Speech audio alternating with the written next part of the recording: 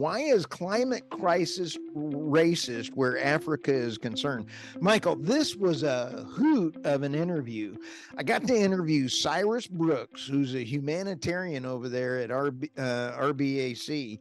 And I thoroughly enjoyed visiting with him. I was live at the Permian. I had all these people 30 people in this booth at the Air Compressor Solutions, and we were just loving it. And I'm talking to him. He's live in Africa at the show.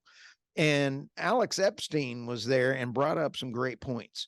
The next day, Michael, I got to interview the Secretary General of the African OPEC that's in charge of 18 oil producing countries. That carries some heavyweight. He's a heavyweight down there. Now, let's go over this article.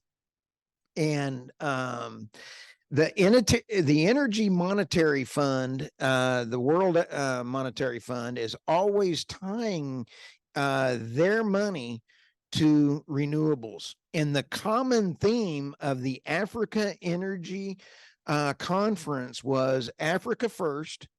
Why are we forced to cover what the West is forcing on us when you all pollute? We don't pollute. We're trying to survive. And 1 out of 2 people in Africa are in energy poverty. This is despicable.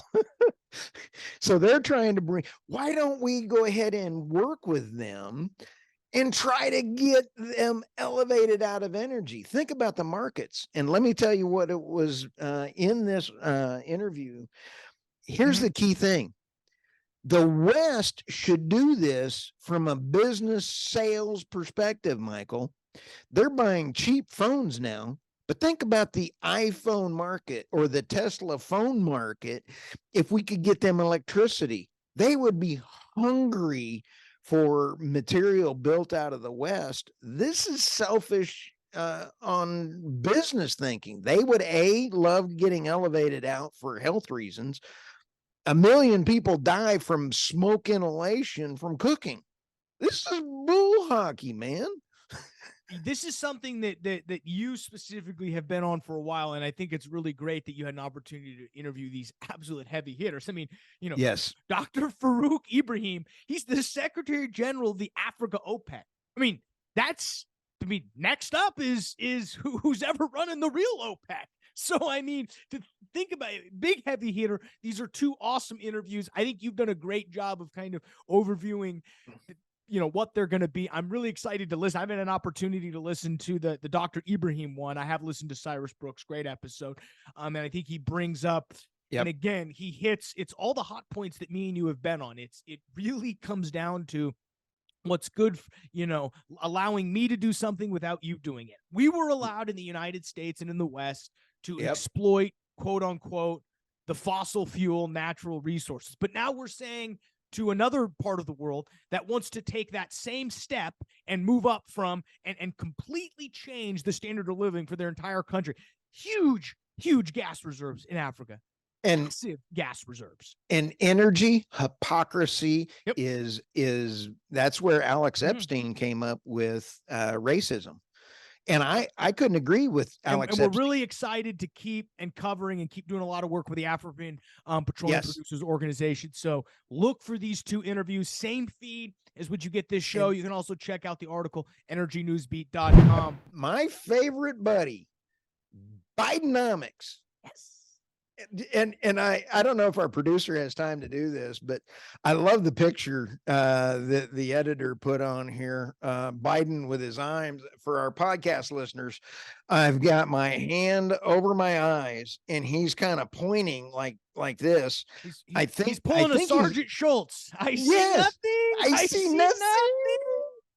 And actually, I think he's trying to say, "Don't tell me I need my depends." I don't know what he's doing. Okay. Let's go here. This story is about hydrogen. Hydrogen suffers from the very problem it's supposed to cure.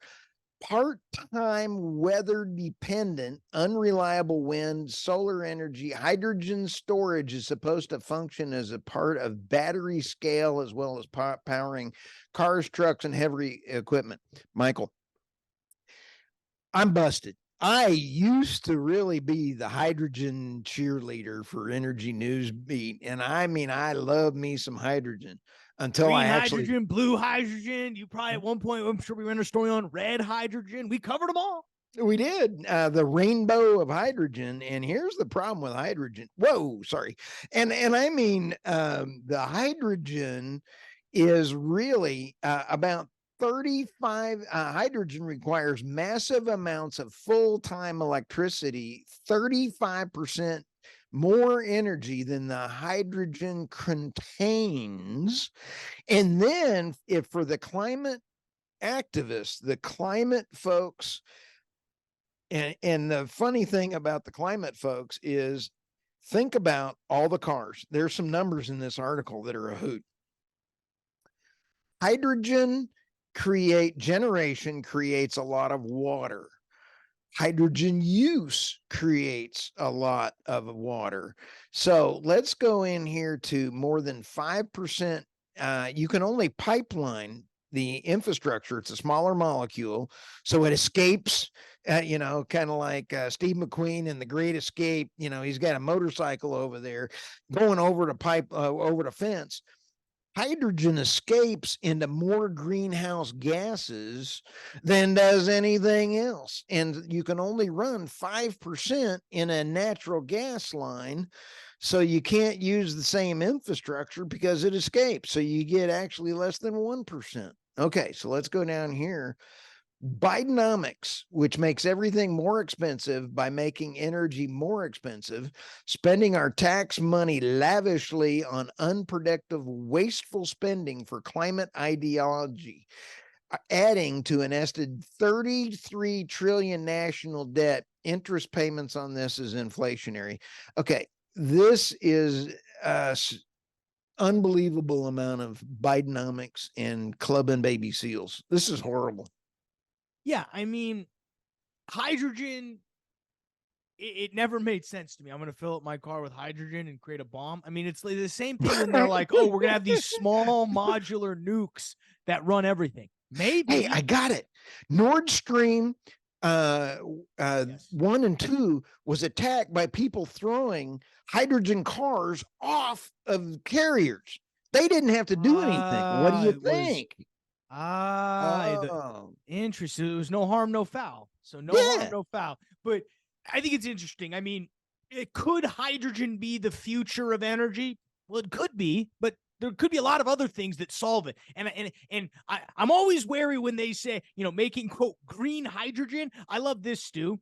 There's this quote in here. Making, quote, green hydrogen requires massive amounts of full-time electricity, 35% more energy than the hydrogen creates. AKA, if you put 100 units of energy, whatever, say 100 joules of energy into it, you get 65 back. Ooh, that's not a great trade. No. That sounds like a lot of shale oil and gas companies. Hey, we're going to drill a $10 million well. It's going to be worth 6.5, but it'll be fun. The only way you can make hydrogen is if you got lots of water, and there's going to be a water. I'm glad we've got lots of that. We're not in a drought or anything. Oh, no. In fact, the World Economic Forum said they're going to start controlling water. So, there's going to be a battle for you. And then if you have lots of water. We need to bring that up at the next board meeting for the World Economic Forum. Oh, yeah. Me and Schwab are going to really talk. Next to Larry Fink, right? Oh, yeah. Or the Saudi CEO or the Aramco CEO. I like him. He's cool. And I think you kind of hit on the theme of today. Dutch energy minister admits that wind power agenda is pricier than anticipated. Of course. Okay, let me give you a couple bullets. Rob Jensen, he is the Dutch Minister of Energy, admits that wind power is facing serious financial headwinds. People are expecting their money back, and regulatory agencies are not increasing energy because consumers can't pay anymore. Consumers should expect substantially higher electricity prices than initially anticipated. Ruh-roh.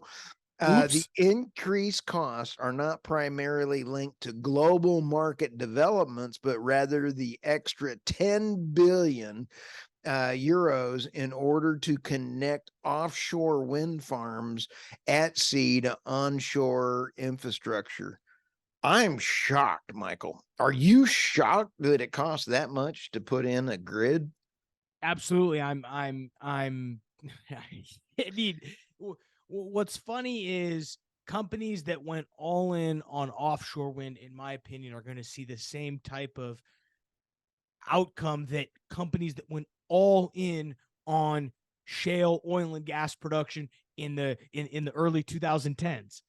Right. How many of those companies survived out of there? I mean, you think about we could name a list of 20 E&P companies that drilled their way to bankruptcy. And in this case, these companies decided to spin up wind farms into bankruptcy. Now, if in a tax haven or somewhere where taxes are convenient, sure, you can dump a lot of money into unprofitable capex and still makes your money. But the gravy train one's out assume the Dutch seem to be taking it right now. Absolutely. Let me read to this one little part here. Dutch offshore wind projects are now joining the global sector in facing negative financial news. Several major offshore wind producers, including Vattenfall in Sweden and Ørsted in Denmark, have encountered financial difficulties primarily related to higher cost, interest rate issues, PPA constraints, or commercial factors making projects fiscally unfeasible. That is not renewable energy when it's not fiscally capable. Sounds like for the Ford EV program. I was confused which who they were talking about in that one. Yeah, and so what I think we're seeing is the great awakening that I talked about last year, and it is now here. What? I was just saying, rise up, the great awakening. Oh yeah, there you go. Raise I the thought roof. you were talking about how good I am and intelligent. No, No. that's just for you, and that's just for you and Sparky to go back and forth on. I'll stay out of that one. The big news in the oil and gas space today: Chevron decides to get in and follow Exxon, making a huge all-stock purchase of Hess Corporation, $53 billion in stock, and assuming about another 6.5 for about a total of debt for a total of about $60 billion. Again, it's all it is an all-stock deal. This kind of came as a shock, specifically because Hess's largest asset, the Guyana field, is one where Chevron is the operator. So Chevron double dips, basically tells me two things. One, they're not as bullish on the Permian as ExxonMobil is, or there was a bidding war for Pioneer. We'll never know that. Maybe somebody involved in the conversations will know. But either there was a bidding war over Pioneer for the last great Permian Basin resources, or Chevron made a strategic decision and said, we're going to double down on Guyana, which we know very well, and we're going to double down on the Bakken. I think this is something to be left out. Hess is one of the larger operators when it comes to the Bakken. We haven't heard many deals up there in North Dakota happen. That's right. A lot of smaller M&A deals.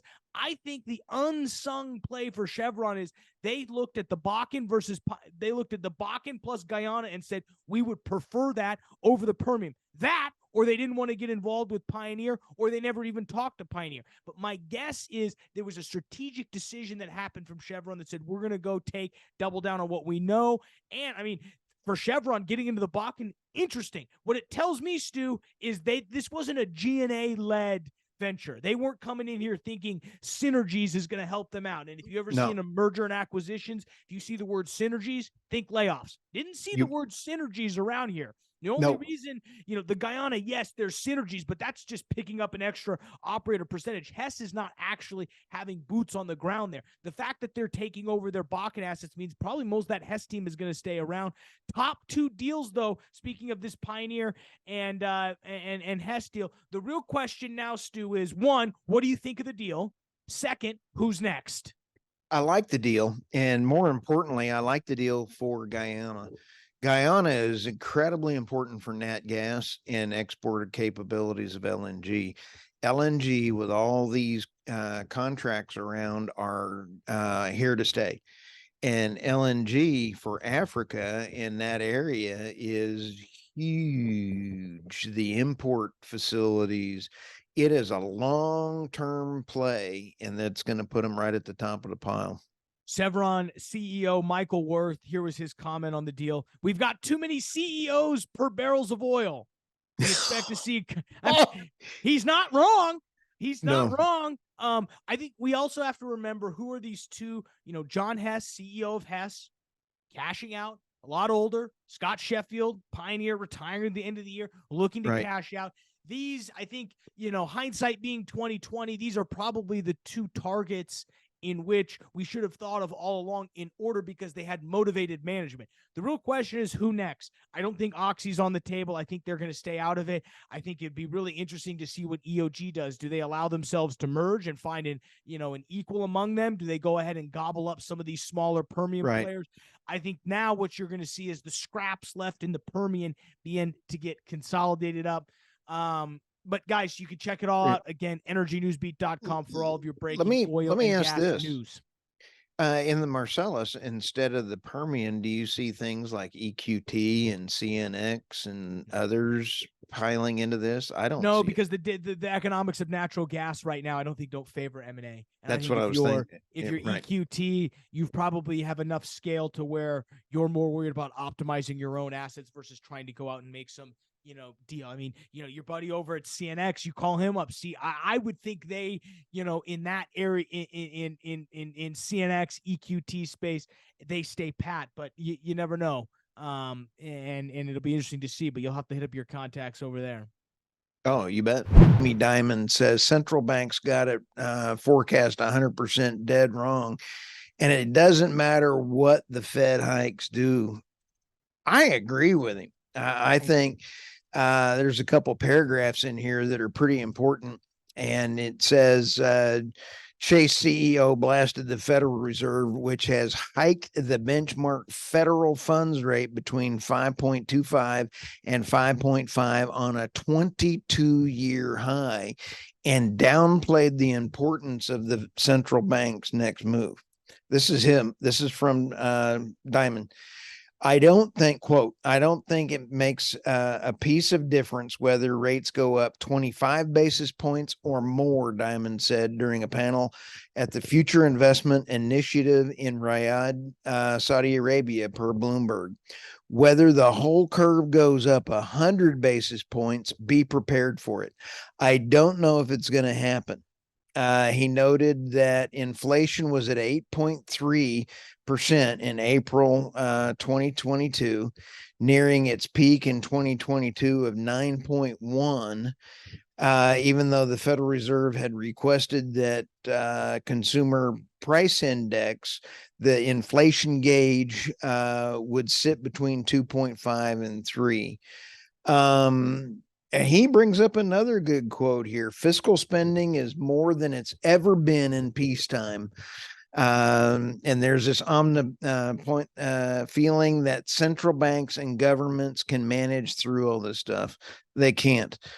And I couldn't agree more with Jamie on this. The next Fed meeting will be October 31st through the 1st. His other I'm cautious quote from Jamie. I'm cautious about what will happen next year, noting the real need for real leadership to navigate the geopolitical concerns. It's going to be, I have been called out on a lot of folks by saying that I firmly believe there's nothing that the Fed can do that will solve inflation unless energy is fixed. The global energy market has to be fixed. It has to be delivering the lowest cost kilowatt per hour to all citizens of the planet with the least amount of impact on the environment through sustainability, fiscal sustainability, and being able to continue the low cost. It's not going to happen. You cannot have low inflation without low cost of energy. Value gap between European U.S. oil and majors stubbornly wide amidst Exxon Chevron megadeals. This is another story that is from a different source from the ones we talked about yesterday. And when you sit back and kind of talk about Total, and you take ENI and you take Shell, they took a whole different path and they went all in on renewable energy, and they got just whacked by having their investors not happy. Their returns were not there, and now they've had to come around full cycle on this. The moves were dwarfed in fact by ExxonMobil, Pioneer Resources taking over, and then Chevron to Hess. And this is a quote from Alan Good. For investors looking to bet on higher oil and gas prices for longer, Exxon and Chevron are better options, said Alan Good, director of equity research at Morningstar. We continue to think the ESG discount for European firms is playing a role. That's why I wanted to get this article in here. That was different than the other article yesterday. My hat's off to all of our great American oil and gas companies, our privates, our publics, everything else. And shout out to the Oil and Gas Workers Association and all of our great energy workers, whether you're on the grid, whether you are in the wind farm business, or you're supporting anything for the grid, nuclear. We just really appreciate you providing energy security for the United States.